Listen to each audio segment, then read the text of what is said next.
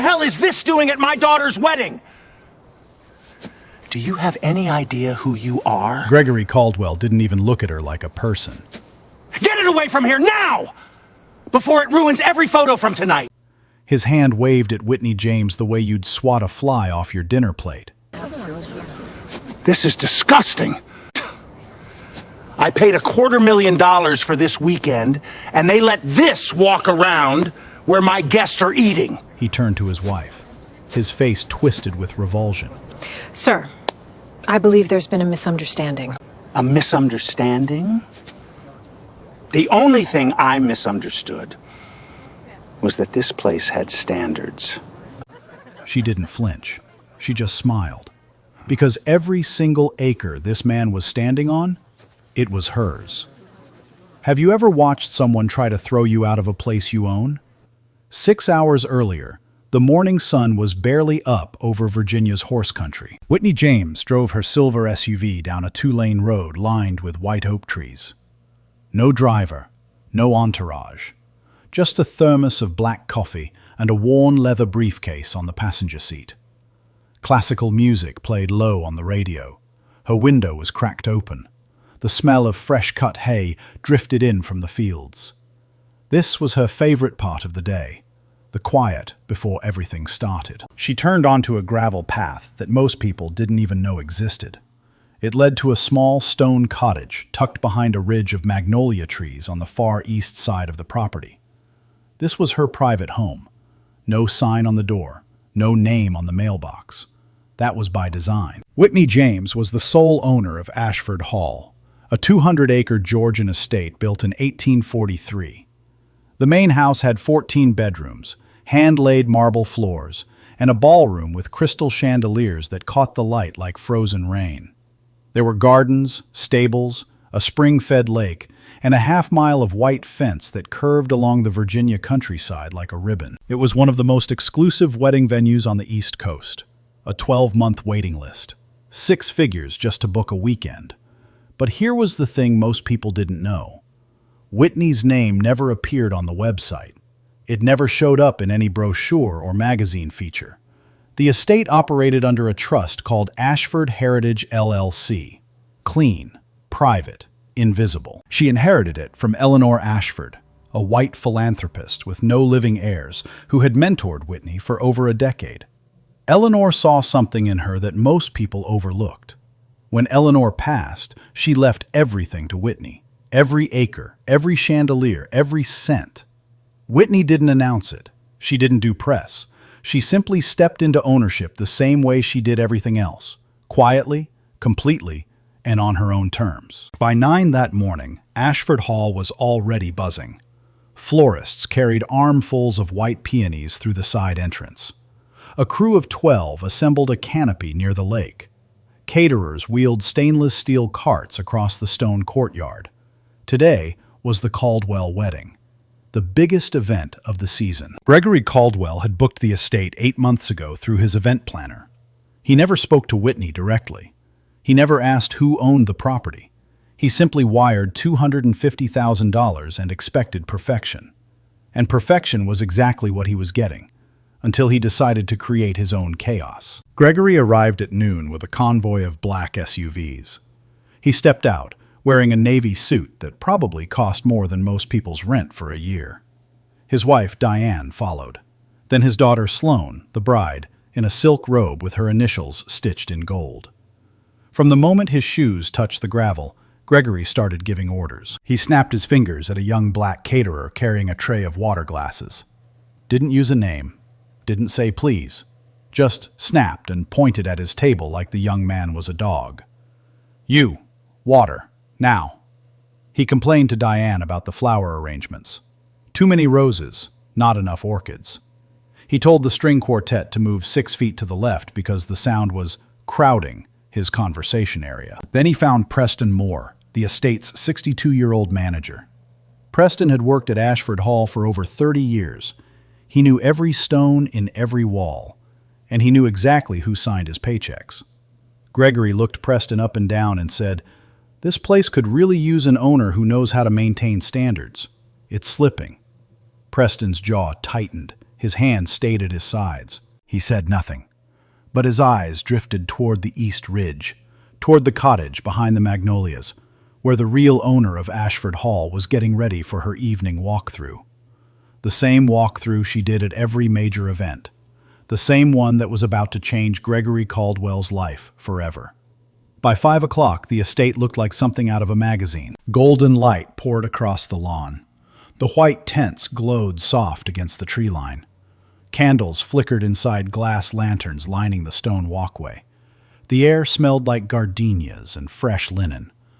Guests began arriving in waves. Women in pastel gowns, men in tailored suits. Luxury cars lined up along the gravel drive like a dealership showroom. Valets in white gloves opened doors and directed traffic with quiet precision. Whitney watched from the window of her cottage. She'd changed into a simple cream dress, understated gold earrings, low heels. Nothing flashy, nothing loud. She smoothed the front of her dress and checked her reflection once in the hallway mirror. This was her routine. Every major event, she walked the grounds in the final hours, checked the catering, reviewed the timeline with staff, made sure everything ran the way Eleanor Ashford would have wanted. It was more than a business obligation. It was a promise she'd made to a woman who had trusted her with everything. She tucked her leather portfolio under her arm, stepped outside, and followed the stone path toward the main house. The heels of her shoes clicked softly against the old flagstone. The evening air was warm. Crickets hummed in the hedgerow. A breeze carried the faint sound of the string quartet tuning up near the lake. Somewhere behind the garden wall, a caterer laughed, and the sound carried across the open field like a bell. Whitney entered through the service door on the east wing. The kitchen was controlled chaos. Line cooks plating appetizers in neat rows, servers adjusting bow ties in front of a small mirror by the door. The head caterer barking timelines into a headset while checking temperatures on the warming trays. She stopped beside the catering supervisor, a woman named Ruth. "How's the timeline looking?" "Cocktail hour starts at 20. Dinner service at 7.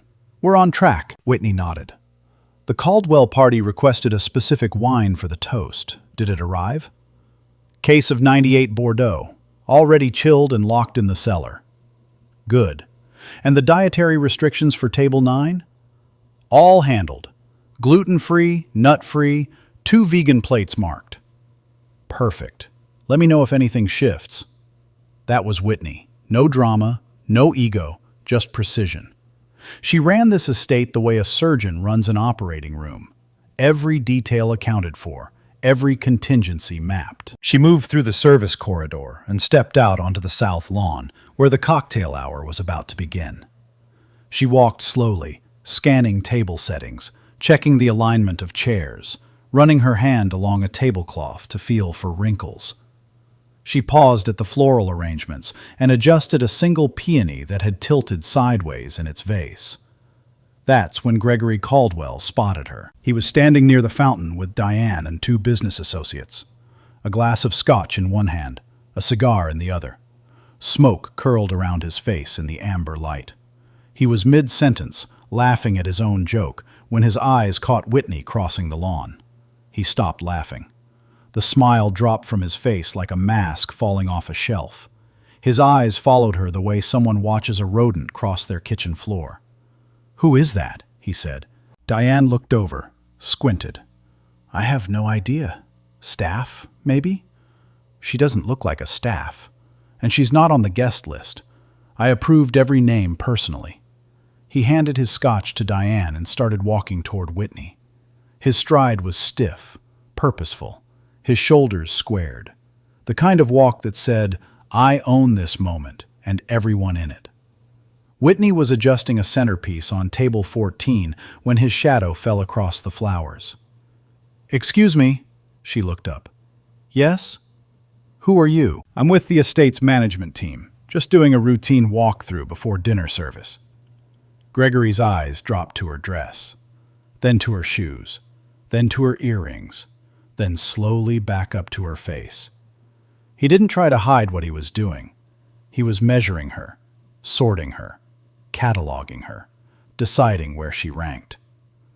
"Management," he repeated. The word came out like he'd bitten into something rotten. That's right. And you thought it was appropriate to just wander around in the middle of my event? Touching my tables? Rearranging my flowers? These walkthroughs are standard for events of this size, sir. I'm just making sure everything meets the estate's quality.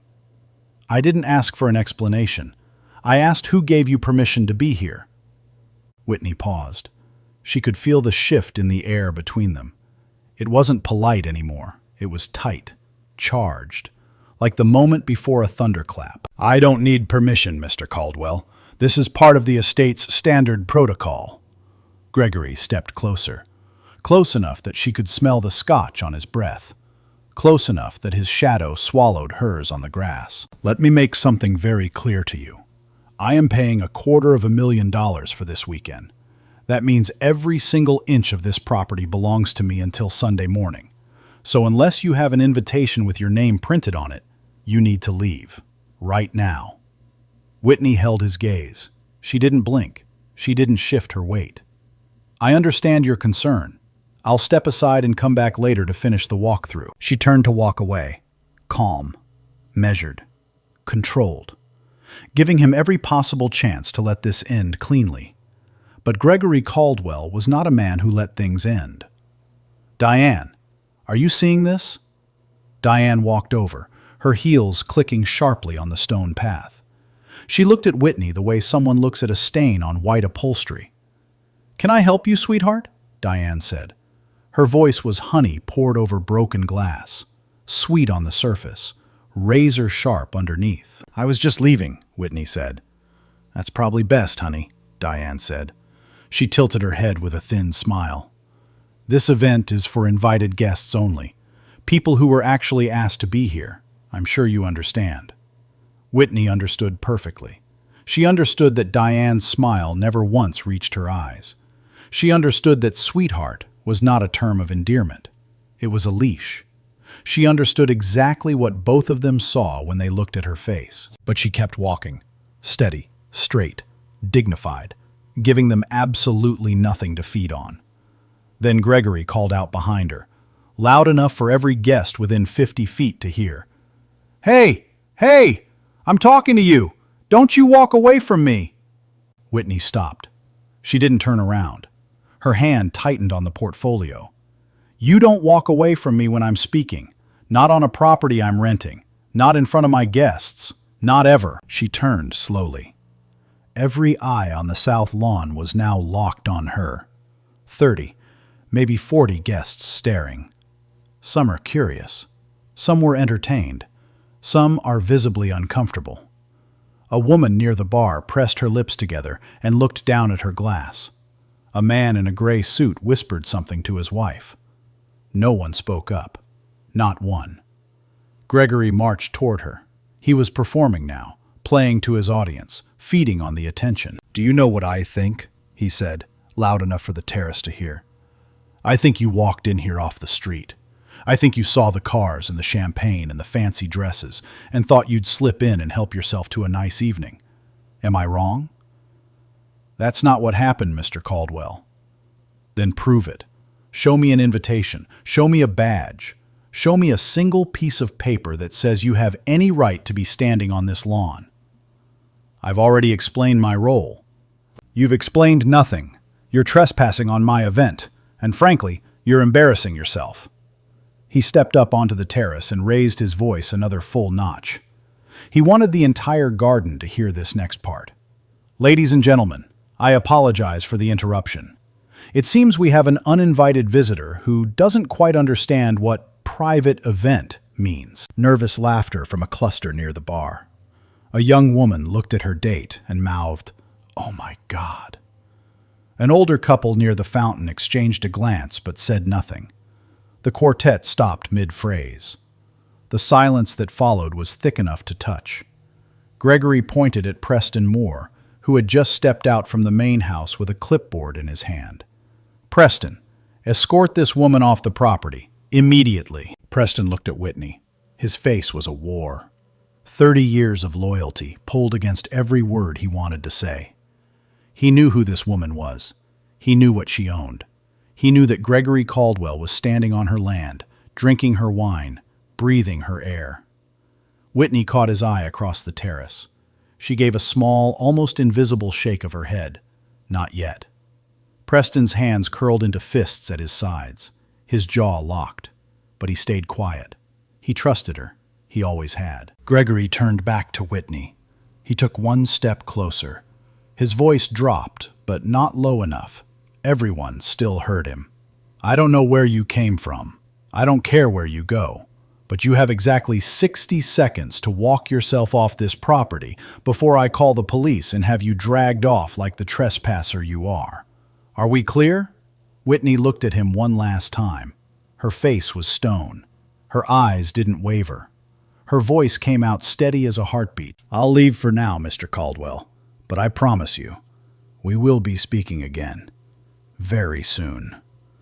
Gregory snorted. He actually laughed. A short, ugly bark of a laugh. I seriously doubt that, sweetheart. He turned back to his guests, tugged the front of his jacket straight, and raised his glass high. Now then, where were we? I believe we have a wedding to celebrate. The laughter returned, hesitant at first, then louder. The quartet picked up their bows. The champagne kept flowing. The evening folded back over itself like nothing had happened. And Whitney James walked down the gravel path toward her cottage, alone, in the fading golden light. Her heels crunched softly on the stone. The crickets started up again around her. No one followed her. No one apologized. No one said a single word. Whitney hadn't even reached her cottage before her phone rang. Preston Moore's name flashed across the screen. She answered on the second ring. Whitney, I'm sorry. I should have said something out there. You did exactly what I needed you to do, Preston. That man has no idea who he just... I know. Let the evening play out. I'll handle it. She stepped inside her cottage. The door closed softly behind her. She set her portfolio on the kitchen table, poured a glass of water, took one long, slow breath. Her hands were steady, but something behind her eyes had shifted. A quiet calculation was forming, the kind that doesn't announce itself. She opened the portfolio. Inside was everything. The deed, the trust documents, the operating agreement for Ashford Heritage LLC, and the Caldwell rental contract. All 42 pages, including the termination clause on page 31. She didn't read it. She already knew every word. She closed the portfolio and looked out the window. Through the magnolia trees, the reception tents glowed amber. Music thumped faintly across the field. Laughter carried on the warm night air. Gregory Caldwell was out there celebrating, feeling like the most powerful man on 200 acres. He had no idea what was coming. Back at the reception, Gregory's mood was electric. The humiliation of the black woman had given him a surge of adrenaline. He was louder now, more animated. He clapped men on the back. He ordered another round of the 98 Bordeaux for the head table. But he wasn't done. Men like Gregory Caldwell don't just win. They have to make sure everyone knows they won. They replay it, relive it, squeeze every last drop out of the moment. He cornered Preston Moore near the kitchen entrance. Preston, that woman earlier, who was she? She's part of the estate's operations team. Operations? Gregory laughed. She was wandering around touching silverware like she owned the place. She was doing a standard event check. It's routine. Not anymore. Not this weekend. I don't want anyone on this property who isn't on my approved list. No exceptions. Especially not... He paused. Let the silence fill in the word he didn't say. You understand me? Preston understood perfectly. The word Gregory swallowed was louder than anything he'd said out loud. I'll note your preference, sir. Don't note it.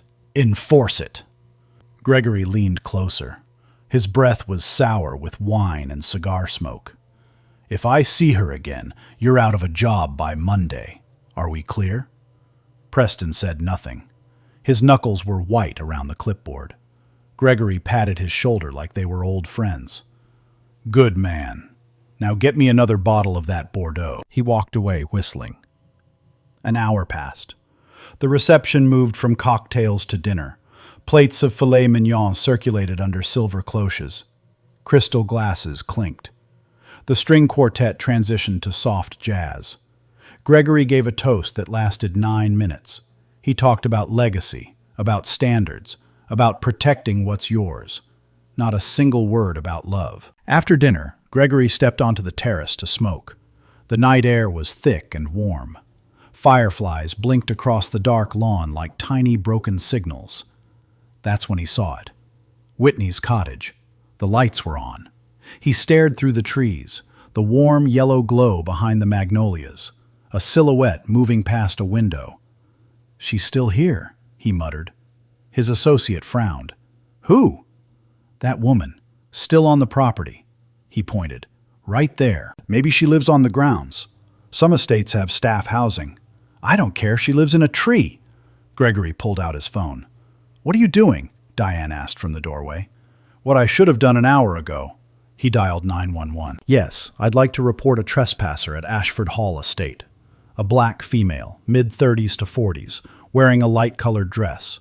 She was confronted earlier and refused to leave. She was aggressive and refused to identify herself. I'm concerned for the safety of my guests." Every word was a lie. He said each one without blinking. Diane watched from the doorway. She didn't correct him. She didn't say Whitney had been calm. She didn't say Whitney had left quietly. She just sipped her champagne and went back inside. 12 minutes later, blue and red lights flickered through the tree line. Officer Dale Wilkins pulled his cruiser up the gravel drive. He was a local officer, mid-40s, had worked events at Ashford Hall before. But tonight, he'd been briefed by Gregory Caldwell first. Gregory met him at the gate. Firm handshake, confident posture. "Thank you for coming, officer. She's in that cottage. She was hostile, erratic. My wife felt unsafe." Wilkins nodded, took notes, didn't question a single detail. He drove toward the cottage, gravel crunching under his tires, radio crackling with static. Whitney was sitting at her kitchen table when headlights swept across her wall. Blue and red shadows danced across the ceiling. She set down her glass of water and waited. 3 hard knocks on wood. She opened the door. Wilkins stood on her porch, one hand on his belt. His flashlight beam hit her square in the face. "Evening, ma'am. I received a report of a trespasser.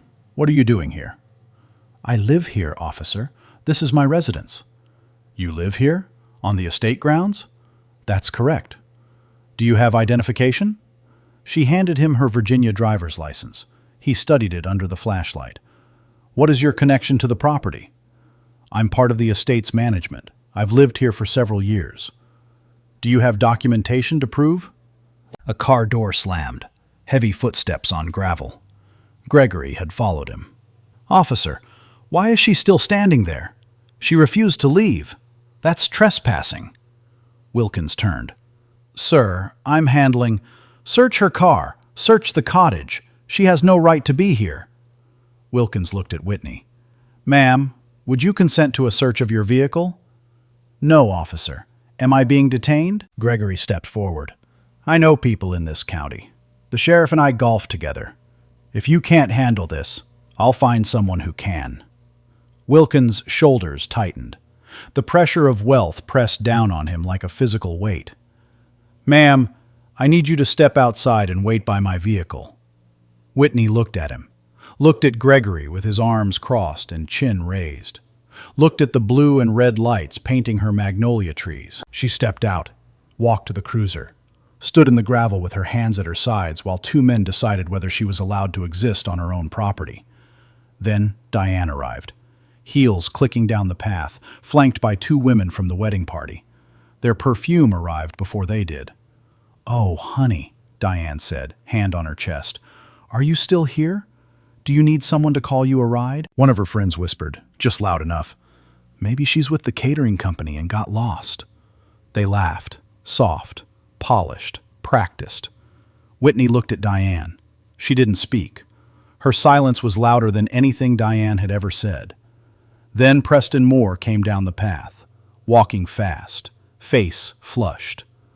"Officer Wilkins, this woman has every legal right to be here, more right than anyone here tonight." Gregory's head snapped. I told you to stay out of this. You're making the biggest mistake of your life, Mr. Caldwell. One more word, Preston. One more word and you're finished. I'll have you blacklisted from every estate in Virginia. Preston looked at Whitney. His eyes were burning. She shook her head, barely visible. Not yet. Preston's fists clenched. A vein pulsed in his temple. But he stepped back. And Whitney stood there in the gravel, bathed in blue and red light, surrounded by people who assumed she was nothing. She didn't argue. She didn't beg. She just waited. Because the moment she decided this was over, it would be over. On her terms. Whitney stood by the cruiser for exactly 3 more minutes. She counted each one. Then she pulled her phone from the pocket of her dress. One call. That's all it would take. Terrence Blake answered on the first ring. He always did when Whitney called after dark. Tell me. She gave him the short version. 30 seconds. No emotion, just facts. Terrence was quiet for a beat. Then he said, I'll send everything to your phone right now. The deed, the LLC filing, the rental contract, all of it. Thank you, Terrence. And Whitney, you don't have to be gracious about this. Not tonight. Her phone buzzed 3 times in a row. 3 documents, 3 pieces of proof, 3 nails for a coffin Gregory Caldwell had built for himself. She looked at the screen, read each document header, then she locked the phone and slid it back into her pocket. She turned to Officer Wilkins, who was still standing by his cruiser, pretending to review his notes. Officer, I'd like to show you something now. She opened the first document on her phone and held it up to his face. The deed to Ashford Hall. 200 acres, every structure, every parcel, 1 name on the ownership line. Whitney James. Wilkins read it, then read it again. His flashlight hand dropped slowly to his side. Ma'am, I'm not finished. She opened the second document. The operating agreement for Ashford Heritage LLC. Sole member and managing director, Whitney James. Then the third. The Caldwell rental contract, signed 8 months ago.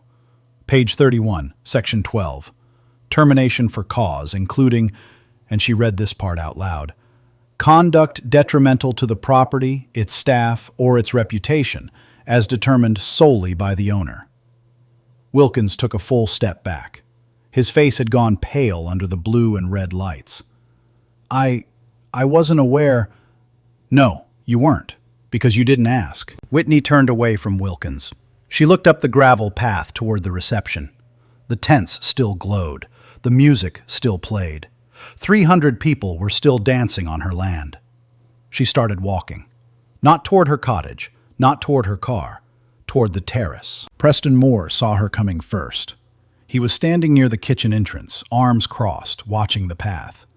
When he saw Whitney walking through the magnolia shadows with her portfolio in hand and her chin held level, he didn't say a word. He just fell into step beside her. They walked together across the south lawn. The grass was damp with evening dew. The lanterns cast long shadows at their feet. The sound of the reception grew louder with every step. Whitney climbed the terrace steps. Her heels clicked on the stone. The string quartet was playing something soft and sweet. Guests mingled with wine glasses in hand. The dessert course was being served. Gregory Caldwell was seated at the head table, Diane on his left, Sloane on his right. He was leaning back in his chair, laughing, holding a glass of cognac like a scepter. He didn't see Whitney until she was standing directly in front of his table. The laughter stopped. Diane's glass froze halfway to her lips. Sloane looked up with mascara-smudged eyes. Gregory stared at Whitney like he was seeing a ghost. His mouth opened. Nothing came out. Whitney reached into her portfolio. She pulled out a single printed page. She placed it face up on the white tablecloth, right between the dessert plate and the cognac glass. Mr. Caldwell, my name is Whitney James. Her voice carried across the terrace like a bell, clear, calm, unbreakable. I am not a wedding crasher. I am not a trespasser. I am not someone who wandered off the street. She tapped the document with one finger. I am the sole owner of Ashford Hall. Every building, Every acre, every blade of grass you are sitting on right now belongs to me." The terrace went dead silent. 300 people holding their breath. Gregory looked down at the deed. His face drained of color like someone had pulled a plug. "Under Section 12 of your rental agreement, I have the right to terminate this contract immediately for conduct detrimental to the property and its staff." She paused. Let the silence do its work. "Your event is over, Mr. Caldwell. Your guests have 1 hour to vacate my property." Gregory's mouth moved. You can't. We paid. Your deposit will be refunded minus damages. 1 hour." Diane lunged forward.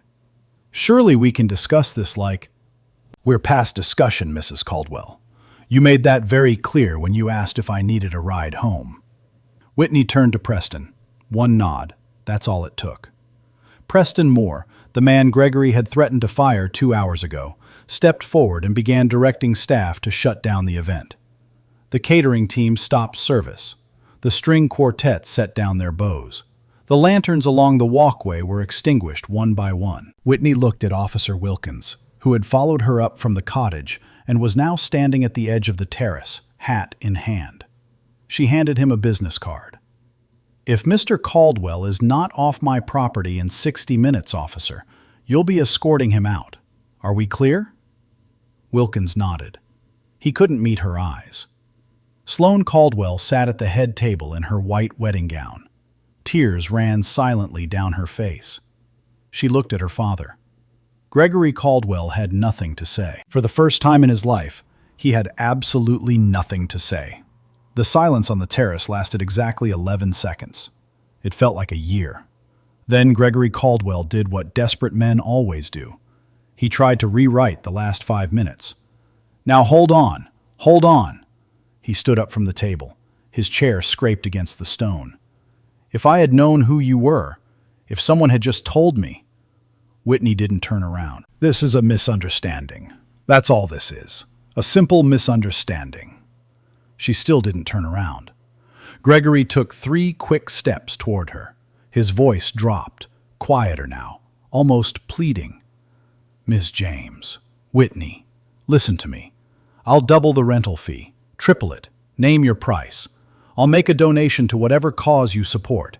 Just let my daughter have her night, please." Whitney stopped walking. She turned slowly. She looked at Gregory Caldwell the way a doctor looks at an X-ray. "Mr. Caldwell, you didn't treat me like a misunderstanding.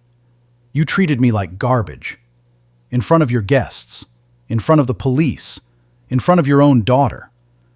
She took 1 step closer. "You called the police and lied to them. You told them I was aggressive. You told them I was a threat. You wanted me removed from my own property like I was a stray animal." Her voice never rose above conversational volume. That was the terrifying part. "This isn't about money, and it's far too late for a donation." She turned and kept walking. Gregory spun toward Diane. His face was red. His hands were shaking. "Say something.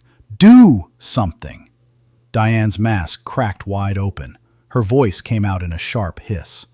"I told you not to make a scene, Gregory. I told you from the beginning, but you couldn't help yourself. You never can. Don't you dare put this on me. You called the police on the owner. You humiliated us in front of 300 people. I didn't know." "That's the point, Gregory. You didn't know and you didn't care. You saw a black woman and you decided she didn't belong. That's all you needed." Their voices carried across the terrace. Guests pretended not to hear. But everyone heard. Every single word. Sloane sat frozen in her chair. Her bouquet lay on the table, white petals scattered across the tablecloth like fallen teeth. Her makeup was ruined. Her wedding was over. And her father was standing 10 feet away, unraveling in front of everyone she'd ever known. She didn't look at him. She couldn't. Meanwhile, the phones were already out. A college friend of Sloane's had recorded the entire reveal from 2 tables away. Whitney placing the deed on the table, the words, "Every blade of grass," Gregory's face collapsing, all of it, crystal clear, perfect audio. She posted the clip before dessert was cleared. Caption: "The billionaire called the owner a crasher. I literally cannot." Within 30 minutes, it had 2,000 shares. Within an hour, it had 40,000. By midnight, every major news outlet in Virginia had the clip. By morning, it was national. The story was simple. The story was devastating. A wealthy white billionaire racially profiled the black owner of a historic estate, humiliated her in front of hundreds of guests, called the police and lied about her being aggressive, and then watched as she shut down his daughter's wedding with nothing but a property deed and a calm voice. No spin could fix it.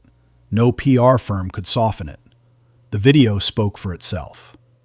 Gregory Caldwell stood on the emptying terrace as the staff packed away the tables and folded the white linens. The lanterns were dark. The string quartet was gone. The fountain had been turned off. The only sound was the crunch of gravel as guests loaded into their cars and drove away without saying goodbye. He stood there alone in his $10,000 suit, with his hands at his sides and his mouth open, and nothing, absolutely nothing, left to say. Across the property, in the stone cottage behind the magnolia trees, Whitney James sat at her kitchen table with a cup of tea. Her portfolio was closed. Her phone was off. Through the window, she could see the last headlights disappearing down the drive. The estate was going quiet again. The crickets were coming back. She took a slow sip and set the cup down. Tomorrow, her attorney would file the complaints. Tomorrow, the real consequences would begin. But tonight, Ashford Hall was hers again. Just hers. The way it was always meant to be. By 9 the next morning, Terrence Blake had already filed 3 documents. The first was a formal complaint against Officer Dale Wilkins with the county's Internal Affairs Division. The charge was straightforward. Wilkins conducted an unlawful stop and interrogation of a private citizen on her own property without probable cause. He acted solely on the word of a third party. He never verified ownership. He never contacted the estate's management. He asked to search Whitney's vehicle without legal justification. The complaint also noted the racial dimension. Whitney James was black. The complainant who called 911 was white. The description Gregory gave to dispatch, aggressive, hostile, refused to identify herself, was contradicted entirely by Wilkins' own body camera footage, which showed Whitney calm, cooperative, and polite from the first second to the last. The second filing was a civil rights complaint with the state's Human Rights Commission. Racial discrimination, harassment, false police report. The third was a civil lawsuit against Gregory Caldwell personally. Defamation, intentional infliction of emotional distress, filing a false police report, racial discrimination under Virginia state law. Terrence sent Whitney a text at 9:14 a.m. 3 words. "It's all filed." Whitney read it, set her phone down, poured another cup of tea. The legal machinery was moving now. But the court of public opinion was already in session. The video had exploded overnight. By Tuesday morning, it had been viewed over 12 million times across 4 platforms. Every clip started the same way. Whitney placing the deed on the table, her voice steady as stone. Every building, every acre, every blade of grass. The comment section was a wildfire. He called the owner a crasher. The owner. Her composure is superhuman. I would have lost it. This man called the cops and lied. That's a crime. She shut down a $250,000 wedding with a piece of paper and didn't even raise her voice. Legend. By Wednesday, investigative journalist Nina Sullivan had picked up the story. Nina was known for one thing: digging. And when she started digging into Gregory Caldwell, she found dirt that went down for miles. Her report aired Thursday evening. 12 minutes. Devastating. The piece revealed that Caldwell Capital Partners, Gregory's hedge fund, had faced 3 prior discrimination complaints from employees of color over the past decade. All 3 had been settled quietly. All 3 included non-disclosure agreements that prevented the former employees from speaking publicly. But Nina found them anyway. 2 agreed to speak on camera with their faces hidden and voices altered. Their stories were almost identical. Racial slurs in meetings. Promotions denied without explanation. a culture of silence enforced by legal threats. One former analyst said, "He didn't just tolerate racism, he ran his company on it. If you were black or brown, you had a ceiling. And if you complained, you had an NDA and a severance check." The second source added, "What happened to that woman at the wedding? That's Tuesday morning at Caldwell Capital. He just usually does it behind closed doors." Nina's report connected the dots. This wasn't a one-time incident. This was a pattern. A career built on the assumption that money could buy silence and power could erase accountability. The fallout was immediate. Thursday night, two major pension funds, one from New Jersey, one from Illinois, announced they were reviewing their investments in Caldwell Capital Partners. By Friday morning, both had formally initiated divestment procedures. 3 more institutional investors followed by the weekend. Combined, the exodus represented approximately $800 million in committed capital. The fund's quarterly report would later describe it as an unprecedented liquidity event driven by reputational concerns. Gregory's board of directors held an emergency meeting on Saturday, behind closed doors. No press, no statement. By Monday, the board had delivered an ultimatum: resign as managing partner voluntarily, or face a formal vote of no confidence. Gregory chose to resign. His statement was 4 sentences long. It mentioned personal reflection and family priorities. It did not mention Whitney James. It did not mention race. It did not contain the word sorry. Nobody was convinced. Meanwhile, Officer Dale Wilkins was facing his own reckoning. The internal affairs investigation moved quickly. Wilkins' body camera footage was the key piece of evidence. It showed everything: Whitney's calm demeanor, her clear identification of herself as a resident, her offer to show documentation, Gregory's aggressive interference, Wilkins' failure to verify any of Gregory's claims before treating Whitney as a suspect. The review board's findings were unanimous. Wilkins had violated department protocol on 4 separate counts: failure to establish probable cause, failure to independently verify a complaint, improper request to search a vehicle without consent or warrant, conduct unbecoming an officer. He was placed on administrative leave without pay. The county police department issued a public statement acknowledging serious procedural failures and announcing mandatory bias training for all officers, effective immediately. Wilkins did not contest the findings. Back in the civil courts, Gregory's legal team tried to make the lawsuit go away. They offered a settlement, then a bigger settlement, then a much bigger settlement.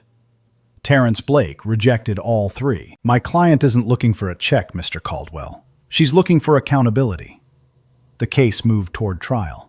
Discovery was brutal. Gregory's legal team was forced to turn over internal emails, text messages, and HR records from Caldwell Capital Partners. The pattern Nina Sullivan had reported was confirmed in black and white: discriminatory language in internal communications, suppressed complaints, retaliatory terminations. The judge allowed the prior complaints to be entered as evidence of pattern and practice. Gregory's attorneys recommended settling before trial. This time, the terms were different. Whitney's conditions were non-negotiable. A significant financial settlement, reported by multiple outlets to be in the low 8 figures. A written public apology from Gregory Caldwell, not drafted by his PR team, not reviewed by his lawyers, his own words, on camera, delivered publicly. Gregory had no leverage left. He accepted every condition. The apology was filmed in a conference room. No backdrop, no branding, just Gregory Caldwell sitting in a chair, looking 10 years older than he had at the wedding, reading from a single sheet of paper he'd written himself. His voice cracked twice. His hands trembled. He said he was wrong. He said he had let prejudice guide his actions. He said Whitney James deserved better. He did not say he was sorry for getting caught. But everyone heard it anyway. The video was posted publicly. The reaction was split. Some accepted it as genuine. Most saw it for what it was: a man who was sorry he lost, not sorry for what he did. Whitney watched the apology once. She never watched it again. 6 months later, Ashford Hall looked exactly the same, and completely different. The Georgian columns still caught the morning light. The gardens still bloomed in rows of white and violet. The lake still mirrored the Virginia sky like a sheet of glass. But now, when people drove through the iron gates, they knew the name of the woman who owned it. Whitney James didn't seek the spotlight. It found her anyway. After the story broke, booking requests for Ashford Hall tripled overnight. The 12-month waiting list became a 24-month waiting list. Event planners from New York to Atlanta called the estate the most talked-about venue in America. Whitney turned most of the interview requests down. She didn't want to be famous. She wanted to be effective. The settlement money went exactly where she promised it would. Every dollar. The Ashford Heritage Foundation launched in the fall with a single mission: scholarships for young black professionals pursuing careers in real estate, architecture, and historic preservation. The first class had 14 recipients. They came from 9 states. Whitney met every one of them personally on the front steps of the main house, the same terrace where Gregory Caldwell had called her a wedding crash. She shook their hands.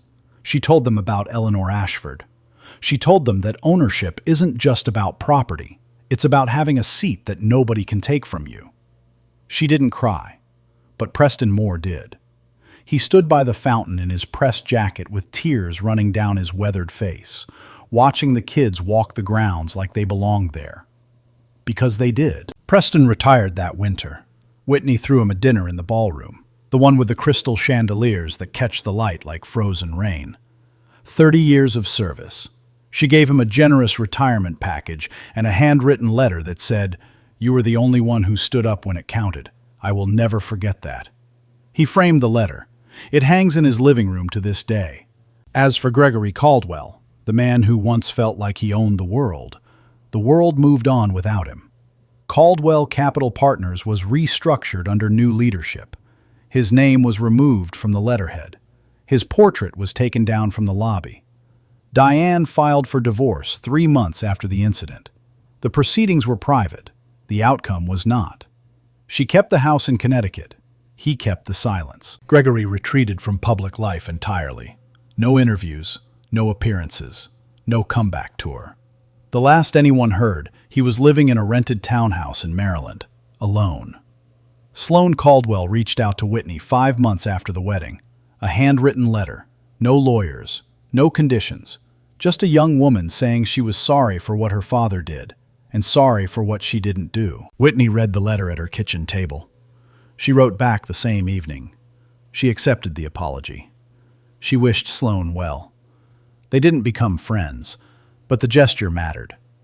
Some doors don't need to open all the way. Sometimes a crack is enough. Officer Dale Wilkins completed his disciplinary review and was reassigned to desk duty. 6 months later, he gave a single interview to a local newspaper. He said he should have asked more questions before acting. He said the pressure from a powerful man clouded his judgment. He said he thinks about that night more than he'd like to admit. It was the most honest thing anyone on Gregory's side ever said. And Whitney? Whitney is still at Ashford Hall, still walking the grounds at golden hour, still checking the table settings before the big events, still driving her silver SUV down the gravel path with classical music on the radio and a thermos of black coffee on the passenger seat. The terrace where Gregory humiliated her now hosts the foundation's annual fundraiser every September. Last year, 200 guests attended. They drank Virginia wine and watched the sun set over the lake and listened to Whitney give a 5-minute speech about belonging. She didn't mention Gregory's name. She didn't need to.